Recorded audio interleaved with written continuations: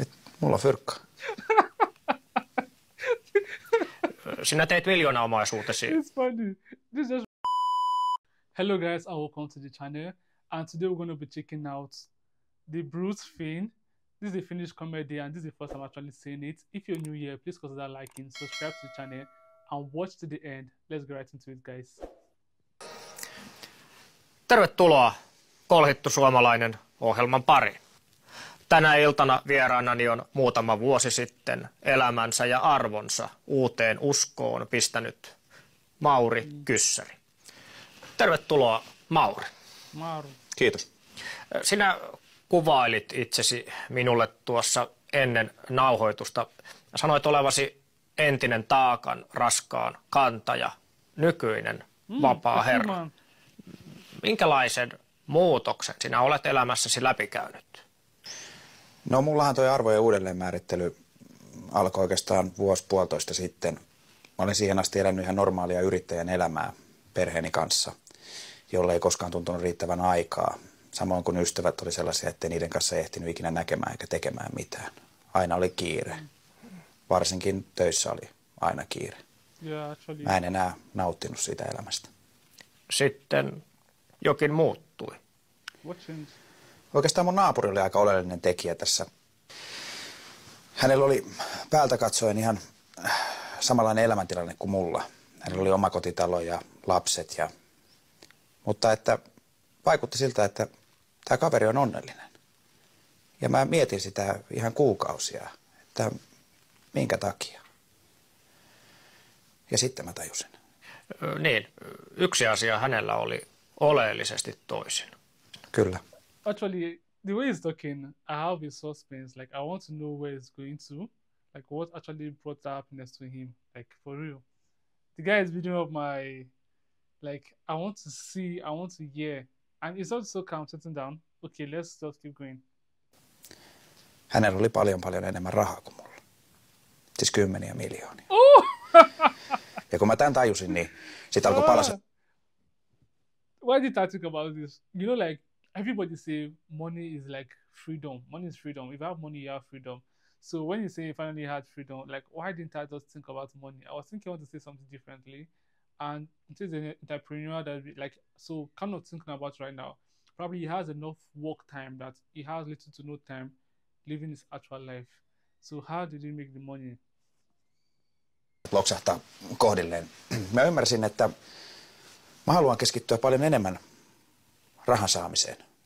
Okay. Et perhe ja ystävät, niin ne oli jo pitkään ollut sellaisia, no, itsestään selviä ja pakollisia. Ja mä olin jollain tavalla niihin ihan hirveän kyllästynyt. Why? Niin, sinä sitten katkaisit välit ystäviisi ja sukulaisiisi, jätit perheesi ja keskityit yksinomaan verkostomarkkinointiyritykseesi. Mä hyppäsin niin kuin kerralla pois tästä ihmissuhteiden oravan pyörästä ja monet ihmetteli sitä, että kuinka mä uskallan tehdä näin. Mutta siinä vaiheessa mulle itselleni oli jotenkin niin kirkastunut se, että mitä mä haluan. Että mä oikeastaan ihan vaan nauroin sen koko prosessin läpi. Oletko sinä koskaan katunut tuota päätöstä? Actually, this does feel like I'm watching one of these modern days podcasts. How people like, okay, I used to work a 9-to-5 job. I used to do this stuff. I used to be a cleaner. Then I kind of quit my job and I started doing this stuff. I started making t-shirts and I kind of cut myself out of social media. I stopped talking to my family and I locked in for just 1 year. And now I'm a millionaire. I have a little car. I have this and that. That's the vibe I'm getting from this video right now. And I'm seeing where it's coming from. Like, okay, that's where it's coming from. If you watch a lot of podcasts, you'll be like familiar with what I'm saying. No ei voi sanoa, että katunut. Mutta onhan nämä yhteiskunnan puolelta tulevat paineet ja normit ja niin onhan ne tietysti vaikuttanut. Mutta että aina kun mulle tulee epävarma olo, niin mä menen pankkiautomaatille ja katon mun saldo. Siinä mä sitten hiljennyin ja katon sitä lukua ja mulle tulee semmoinen olo, että ei mulla ole mitään hätää. Mulla on fyrkka. Sinä teit miljoonaomaisuutesi. It's funny. This just reminds me of Andrew Tate. You're broke. Like, this is what just actually came to my mind. Andrew Tate. That's the figure I just keep getting in my mind. The way he's talking about money, like, I guess. Myymällä hapantunutta kefiiriä, jonka nauttimisen väitit kasvattavan karvaa sekä parantavan flaksia. Näille väitteille ei kuitenkaan löytynyt tieteellistä todistusaineistoa ja 10 000 sinun asiakkaasi kokevat tulleensa petetyksi. Tunnetko sinä? Okay, he's selling a hair product, but he has no hairline. Like, see his hairline. So this one I noticed with people these days, they keep selling course. Oh, you want to be a forex trader? Buy my course. I make so amount of money in a day, blah, blah, blah, blah. And end of the day, these people actually make, the sort of income is from selling those courses to you guys that actually buy it. Like, it's kind of a scam right now. And this is the same thing this man is doing, deceiving people for his own gain, for his own personal profits. Like, this is a satire. It's kind of hitting the knee right now. Syyllisyyttä. No tuossa oikeastaan kiteytyy tämän koko homman pointti, että mä en enää ajattele tuollaisia asioita. Että mä en ajattele enää muita ihmisiä. Enkä oikeastaan itteeni. Että jos on riittävästi hilloa, niin ei tarvitse ajatella oikeastaan yhtään mitään. Sinun entinen vaimosi on julkisuudessa kertonut sinun lastesi kaipaavan isäänsä, eli sinua. Miltä se sinusta tuntuu? No jälleen kerran, niin ei miltään. Et voi olla, että kaipaa, voi olla, että ei kaipaa, mutta et en mä enää ajattele. Mulla on ihan muita asioita mielessä.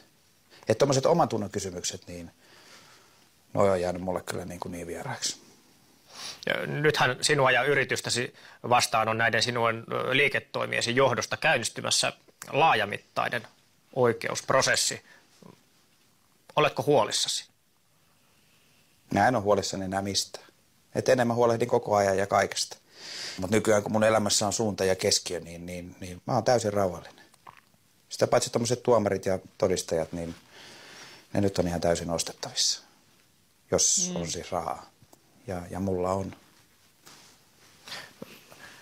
Tuolla ruudun toisella puolella on satoja tuhansia ihmisiä, jotka miettivät elämäänsä, sen suuntaa, valintojaan näinä vaikeina aikoina. Minkälaisen neuvon antaisit heille? No jokainen on tietysti vastuussa ihan omasta elämästään, mutta kyllä mä nyt suosittelen, että ainakin kokeilee hankkiutua eroon kaikesta muusta ja keskittyä ihan vaan rahaan. Että sitähän voi lähettää vaikka ihan vaan ryhmätekstarina kaikille läheisille, että se on loppunut. Ja This is brutal. This is the end. Like, send a group text to everybody saying this is the end. This guy is really cold. I just feel like he does put off his humanity. Like, he doesn't care no more. Like, but at the end of the day, imagine everybody in the world is like him. The world won't function. Like, it won't function. So, damn. Nä, teit juuri näin.